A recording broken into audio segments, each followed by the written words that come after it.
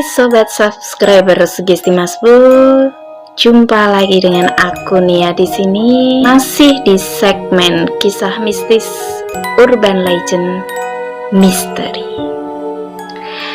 Buat kalian yang baru saja menonton tayangan ini, jangan lupa untuk dukung video-video aku dengan subscribe, like, serta komen. Kali ini aku ingin ngebahas urban legend yang berasal dari Beijing, Cina, mengenai tentang bis. Kalian pasti pernah mempunyai pengalaman naik bis kan? Nah, kali ini bis yang ingin saya ceritakan adalah bis misterius yang masih belum terpecahkan misteri dari bis 375.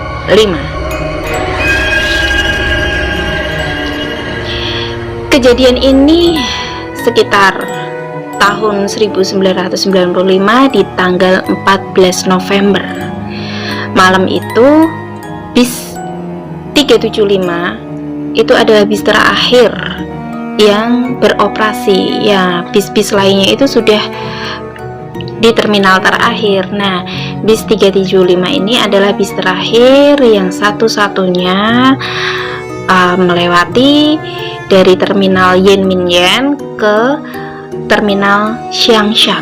Nah, malam itu bis berisi satu supir dan satu kondektur perempuan.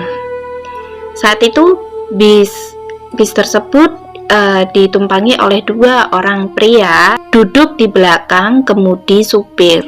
Nah, setelah bis itu melaju, tak lama kemudian ada seorang nenek dan seorang pemuda yang juga menumpangi bis tersebut. Jadi seorang nenek sama seorang pemuda ini sudah menunggu di halte.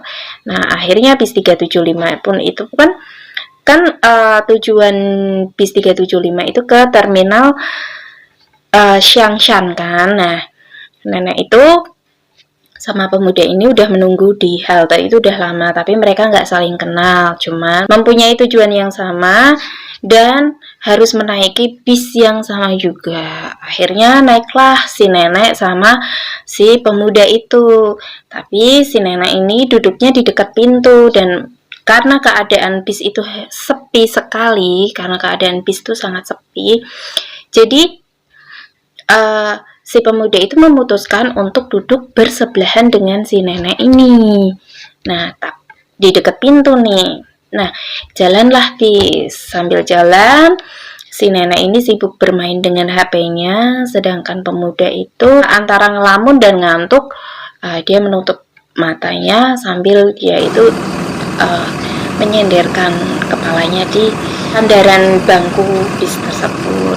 Nah, suasana itu sangat hening sekali. Tak lama kemudian, penumpang pemuda yang tadinya duduk di belakang supir, kemudi supir itu berhenti di salah satu terminal yang dilewati bis tersebut. Dia berhenti untuk turun. Tak lama kemudian, bis melanjutkan perjalanannya untuk ke terminal tujuan. Melewatilah 2, 3, 4 halte. Nah, sepanjang jalan suasana itu sangat hening karena ya memang di dalam bis tersebut itu memang benar-benar sepi dan hanya berisi dua penumpang, yaitu seorang nenek dan pemuda yang tadi naik bersamaan, yang mereka duduk berjejeran dan duduk di dekat pintu. Namun tak lama kemudian supir itu melihat dua bayangan seorang pria yang melambai ke arahnya. Setelah mendekat, si supir itu dan bis itu setelah mendekat ke sumber orang yang melambaikan tangan, ternyata bukan dua orang pemuda, namun 3 orang pemuda yang hendak menaiki bis tersebut. Tapi yang anehnya, 3 seorang pemuda ini, yang satu diantaranya itu kayak orang tak sadarkan diri, atau bisa dikatakan seperti orang mabuk yang jalannya harus dipapah oleh 2 rekannya tersebut. Yang bikin aneh lagi, mereka itu di tahun 1995 kesannya itu aneh karena mereka itu memakai baju adat Cina zaman dahulu. Kalian pasti pernah lihat vampir ya. Nah, kostumnya itu seperti vampir, kayak baju tradisional Cina tapi zaman dahulu ya, persis kayak vampir kayak gitu.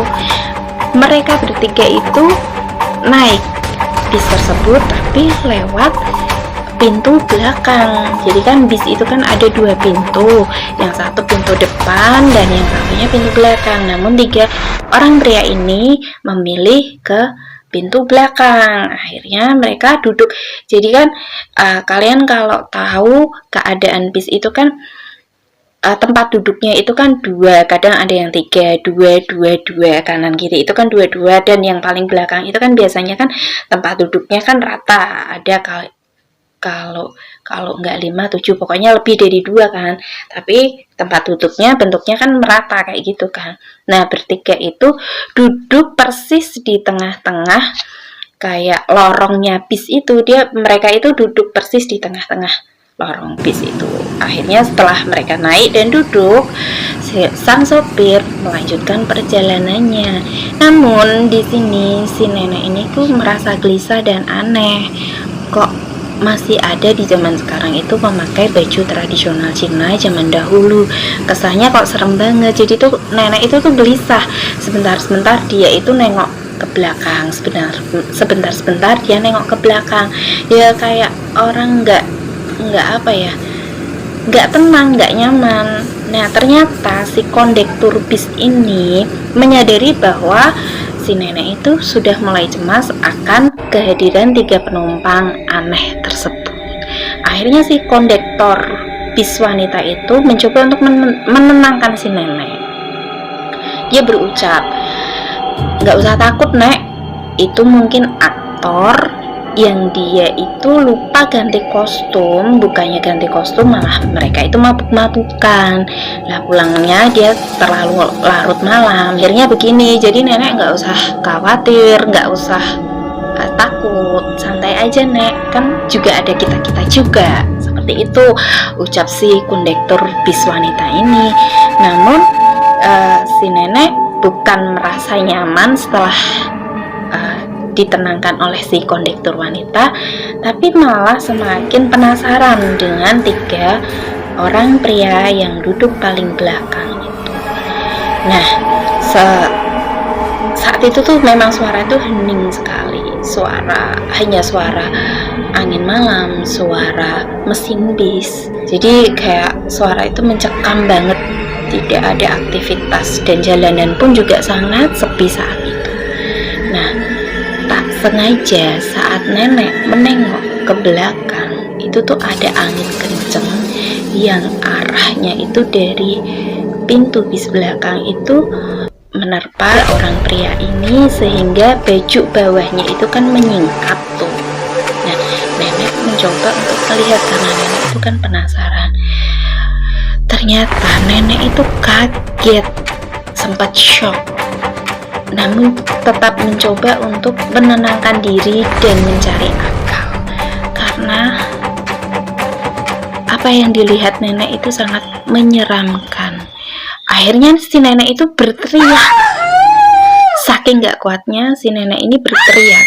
Setelah dia berteriak, si supir bus dan si kondektur kan kaget kenapa si nenek berteriak. Namun karena si nenek ini bingung kan, akhirnya si nenek pun memukul pria yang ada di sebelahnya atau duduk yang bersebelahan dengan nenek tersebut sambil bilang, "Kurang ajar kamu, ternyata kamu yang mencuri dompetku." Si nenek ini bilang seperti itu sama penumpang yang ada di sebelahnya atau duduk di sebelahnya. Si pria tersebut pun terheran-heran dan kaget. Bahkan si pria tersebut sempat untuk membela dirinya bahwa saya tidak mengambil apapun dari nenek, ataupun dompet pun saya juga tidak mengambil sama sekali. Terus akhirnya nenek itu masih bersikeras dan menuduh si lelaki lelaki yang ada di sebelahnya itu yang telah mengambil dompet si nenek, dan si nenek meminta Pak sopir untuk berhenti, dan nenek ini akan membawa si lelaki atau penumpang yang ada di sebelahnya ini untuk ke kantor polisi terdekat. Akhirnya sang sopir pun menuruti keinginan si nenek untuk berhenti. Kemudian mereka berdua turunlah mereka berdua di sebuah halte. Setelah mereka turun, bis pun berlalu. Dilihat bisnya pun semakin menjauh, dan pada akhirnya bis sudah tidak terlihat lagi. Akhirnya si pemuda tersebut kembali untuk menanyakan atas tuduhan si nenek ini nih. Katanya nenek ini mau membawa saya ke kantor polisi. Ayo, mana kantor polisinya? Dan kita buktikan apakah saya mengambil dompet nenek atau tidak. Namun nenek itu menghela nafas panjang, kayak gitu kan. Dia kayak merasa plong, dan dia itu berucap, Tidak, kita tidak ke kantor polisi, dan saya tidak akan melaporkan kamu ke kantor polisi. Si pemuda itu pun juga kaget. Nah, kok enggak, Nek? Maksudnya apa nih? Kamu tahu nggak kalau aku ini berusaha menyelamatkan kamu? Si nenek itu bilang kayak gitu sama pemuda itu. Terus pemuda itu semakin heran kan. Dia semakin bingung. Menyelamatkan apa, Nek? Emang aku kenapa? Kok nenek bilang menyelamatkan? Jadi begini, kamu tahu nggak ada tiga pemuda penumpang terakhir yang tadi naik di bis. Iya, Nek. Ya kan, yang kondektur itu kan sudah bilang kalau dia itu kan hanya aktor. Terus nenek itu membantah. Nenek itu bercerita, Karena aku penasaran dengan tiga pemuda itu, aku tuh sempat mengintip mereka secara diam-diam dan nggak sengaja. Saat ada angin deres masuk ke dalam pintu bis tersebut, pakaian tiga orang pria itu kan meningkat. Dan aku lihat mereka itu nggak punya kaki, dan mereka itu nggak ada kakinya, alias jadi pakaiannya itu kayak apa ya, hanya pakaian aja. Dari situ kan aku kaget dan shock. Akhirnya aku nggak ada cara lain untuk menuduh kamu mencuri dompet. Akhirnya Pak sopir pun menurunkan kita, karena itu trik yang bisa aku lakukan. Karena yang ditakutkan sih daripada kita celaka, mending seperti itu. wah, itu adalah sebuah penjelasan dari nenek kenapa si nenek ini menuduh dia mencuri dompet. Nah, si pemuda ini pun juga kaget. Si pemuda itu pun juga heran. Akhirnya si pemuda itu tetap mengajak nenek ini untuk melaporkan kejadian bis 375 ini kepada polisi, agar kalau ada apa-apa dengan bis 375 ini cepat terselamatkan oleh si polisi ini. Akhirnya nenek pun setuju dengan pendapat dari si pemuda. Mereka berdua akhirnya datanglah ke kantor polisi untuk melaporkan apa yang tadi dilihat sang nenek. Pengalaman mereka itu naik bis 375 ini, adanya kejanggalan dari 3 orang penumpang lelaki. Namun setelah mereka laporan kepada kepolisian nih, memang polisi itu mencatat laporan yang mereka laporkan. Hanya saja mereka itu malah mendapat bahan ketawaan dari polisi-polisi lain yang ada di situ. Karena menurut polisi itu bukan sebuah hal aneh dan belum bisa juga untuk dikatakan kriminal, karena ini kan hanya dugaan. Bisa saja karena nenek ini adalah orang tua, mungkin juga nenek ini hanya berhalusinasi, itu ujar si polisi tersebut. Dan akhirnya mereka berdua ini pulanglah ke rumah masing-masing. Namun pada pagi hari, tidak ada laporan dari bis 375 di terminal terakhir yang harusnya dia sudah sampai. Dia pun juga tidak melaporkan ke stasiun Suara bahwa mereka ada di mana. Bis itu pun tidak melaporkan. Dan saat itu bis 375 dinyatakan hilang. Pada akhirnya pihak kepolisian mencoba untuk mencari keberadaan dari bis 375 ini. Namun tidak diketemukan juga. Selidik punya selidik, akhirnya usut punya usut, masih ditelusuri kasus keberadaan bis 375 ini. Akhirnya bis 375 ini pun diketemukan dalam keadaan tragis. Bis tersebut ditemukan tenggelam di Waduk Miyun. Kenapa bisa tenggelam dan kronologi bagaimana bis itu tenggelam juga tidak ada yang tahu. Namun anehnya, bis ini harusnya tidak melewati rute yang menuju Waduk Miyun. Namun bis ini kenapa bisa melewati rute yang menuju ke Waduk Miyun ini?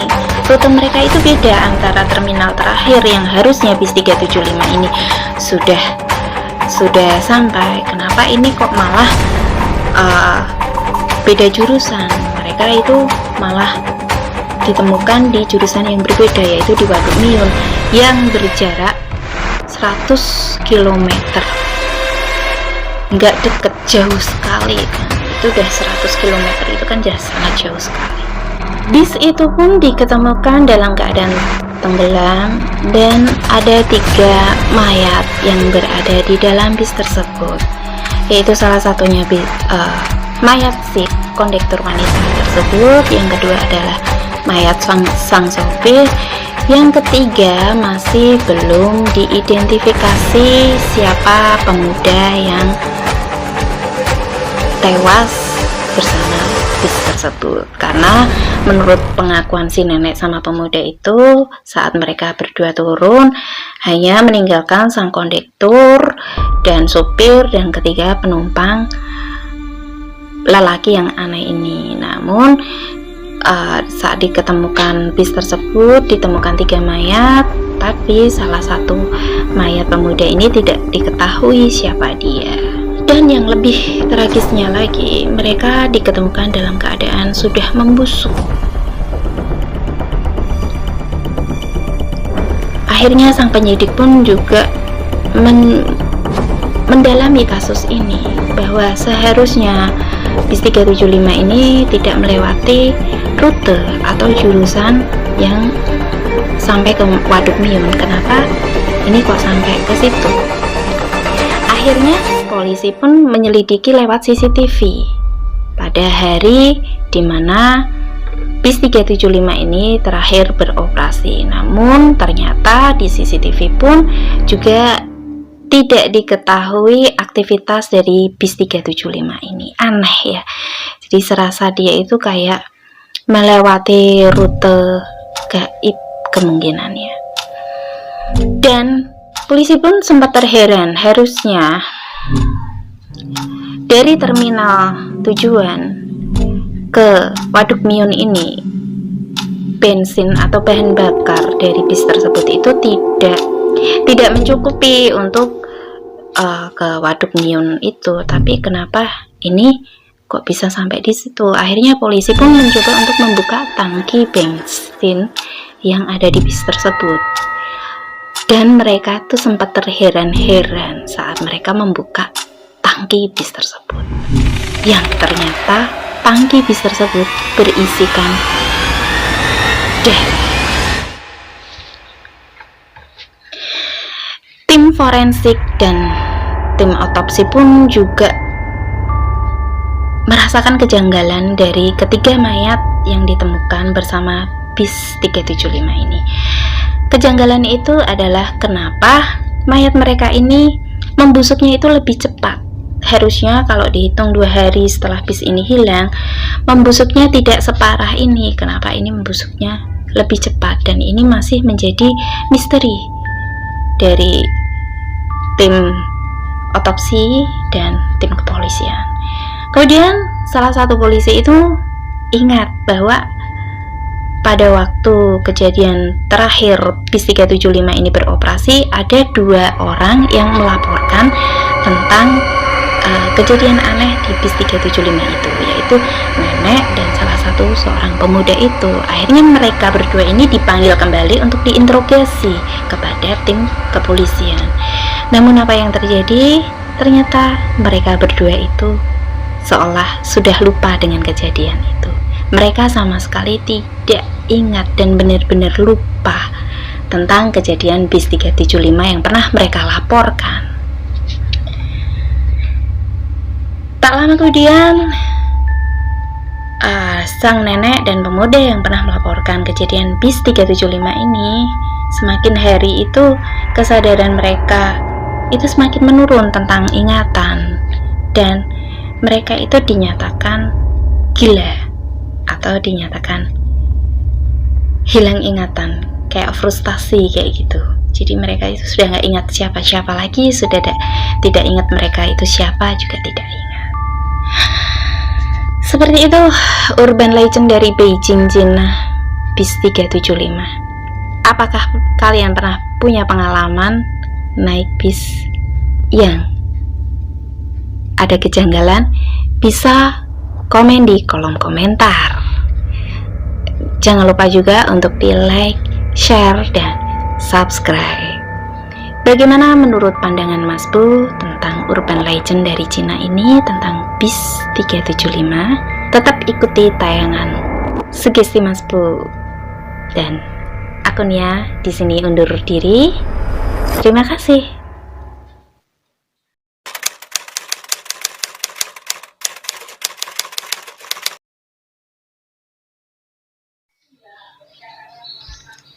Halo sobat subscriber dimanapun Anda berada.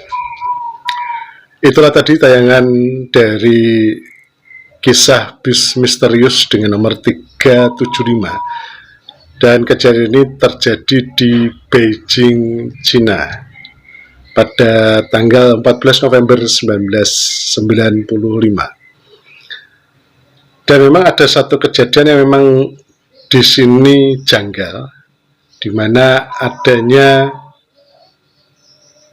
interaksi entitas astral yang disebut dengan, kalau bahasa saya, bis ini memasuki suatu ruang, dimensi, dan waktu yang berbeda, atau bisa dikatakan secara awamnya adalah memasuki gerbang gaib, atau lebih dikenalnya dengan jalur teleportasi. Dan di sini memang setiap orang yang memasuki jalur ini memang terkadang ada impact daripada memasuki dimensi ruang dan waktu yang sangat berbeda di dimensi kita. Dan itu yang terjadi oleh nenek dan pemuda yang waktu itu menaiki bis 375. Dan mungkin itu komentar dan tanggapan dari saya. Dan sekali lagi terima kasih kepada seluruh subscriber yang sudah like, share, komen, dan subscribe di Sugesti Mas Bu. Dan ikuti terus tayangan-tayangan dari Sugesti Mas Bu. Dan seperti biasa, if there is a true, I'm sorry. If there is a mistake, I'm sorry. Perfection only belong to God. See ya.